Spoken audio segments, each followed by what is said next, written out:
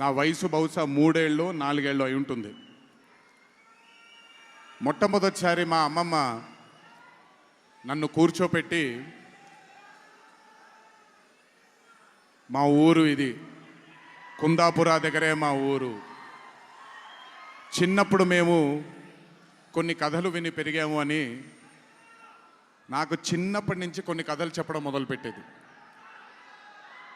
అప్పుడు అర్థమయ్యేది కాదు, ఓహో ఇదేంటి, ఇది ఎప్పటికైనా ఇది నిజంగా జరుగుంటుందా, ఈ కథ నిజమేనా కాదా, ఇలాంటి ఎన్నో డౌట్లు నాకు. కానీ బాగా నచ్చేవి. ఆవిడ చెప్పినప్పుడల్లా చాలా ఇంట్రెస్ట్ వచ్చేది.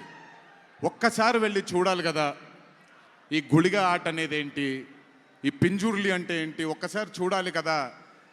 చిన్నప్పటి నుంచి నాటుకుపోయింది. కానీ ఏ రోజు అనుకోలేదు, నేను విన్న ఆ కథల నుంచి, నేను విన్న ఆ కథల గురించి ఒక దర్శకుడు ఆ కథ తీస్తాడు అని, ఒక చిత్రం తీస్తాడు అని. And that was none other than my brother Rishab Shetty. Languages bad, I hope, I wish, and I'm sure Kantara is going to be a big blockbuster.